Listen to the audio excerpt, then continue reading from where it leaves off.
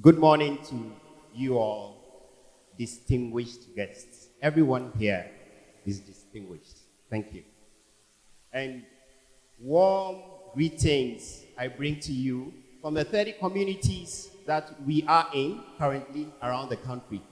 We are in 3 regions, the central region, the Volta region, and the northern region. And over these 3 regions are spread the 30 volunteers we have, 10 in the central region, 7 in the Volta region, and 13 in the northern region. And I believe that I echo their sentiments when I say warm greetings to all of you. We are delighted to have you here. I want to re-echo the words of Jessica when she said, Pitch Day is not a mere event. It is true that our volunteers are here to present to you projects that they're embarking on in the various communities. The 6 who will be presenting are only a reflection of the 30 we have.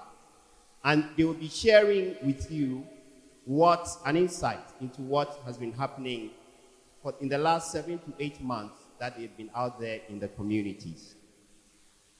But Pitch Day is not just about their presentations. It is not just about asking for money, all right, to fill a funding gap. It is not just about telling you about projects. It goes far beyond that.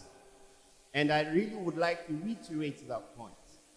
That Pitch Day, for us, especially has to do with building a community of partners who are passionate about making a difference in the lives of our people, especially at the grassroots. Because we believe that when we start from the grassroots, we have the potential to bringing about through sustainable development. When the people themselves, they believe so much in themselves that they lead their life with purpose, knowing that they have what it takes to deal with and confront their challenges. And in seeking these partners, they may come as individuals, they may come as companies, they may come as NGOs, they may come as other international development organizations. The important thing for us is that we are looking for people who have a heart for this. I know for some it is transactional, because probably you need to do a CSR, all right, a corporate social responsibility. Perhaps you need to be known, and so on and so forth. But I want to encourage you, this is more than just doing a transactional business with our rural and community people. It is about touching lives. It is about bringing change to our nation by our little efforts. And I say little because some may not see value in actually contributing to what I'm talking about. But when a young girl looks up to you in the face and says, Auntie Binti, I want to be like you, do we appreciate what that means? It means that this little girl has been so inspired by a volunteer that she now has purpose in life. She's going to hold on to something that will drive her every day she wakes up in the morning. That I want to be like this girl. I want to be like Binti. She's a physician assistant. To all intents and purposes, a doctor.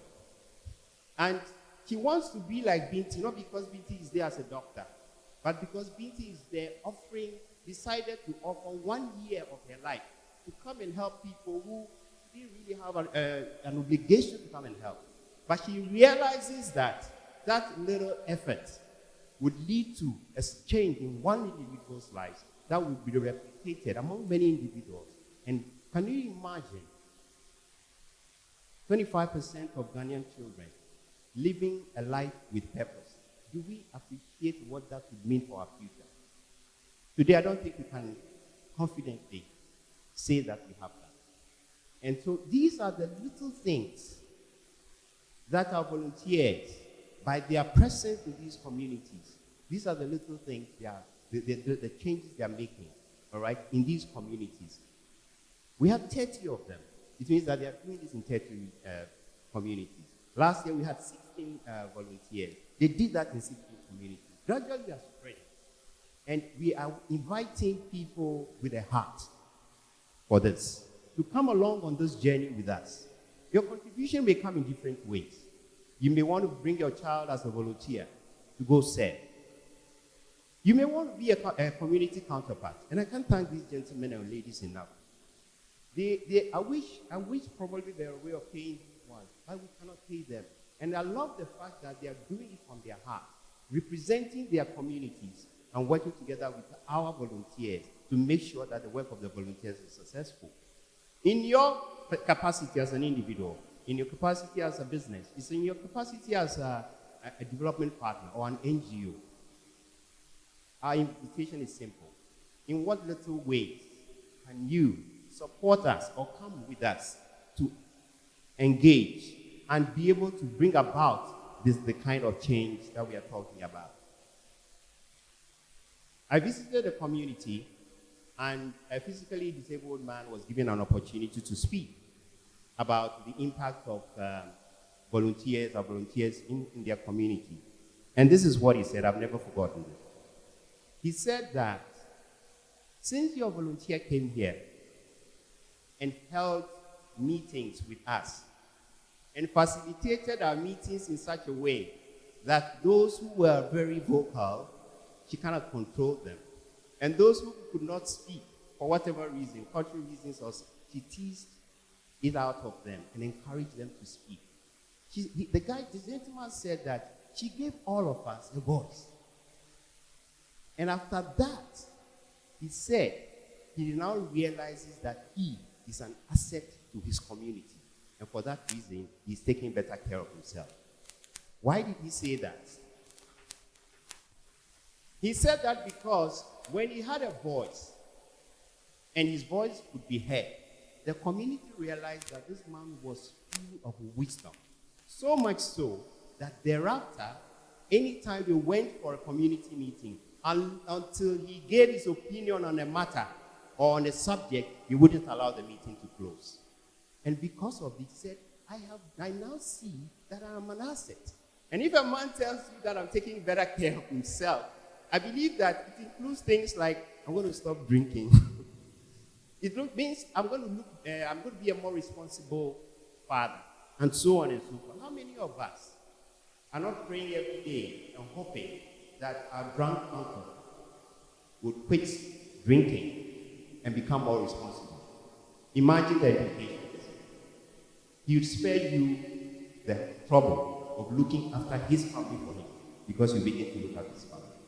Now, these are the little things that are concerted efforts coming together as a community to weigh in whatever way we can, little as it may be, to bring about true sustainable development in our country. It starts a little at a time. Do we have everything right? Of course not. But for as long as there's life, we can keep improving. Do we have all the funds? We may not have all the funds. But I believe one beautiful thing about life is that where there is a will, there is a way. So ladies and gentlemen, apart from explaining why we have each day, I would also wish to invite you to come, be a part of this. It's a life-changing journey. And at the end of it, we can all look back with pride and say that we facilitated true sustainable development in Mother Ghana. Thank you very much.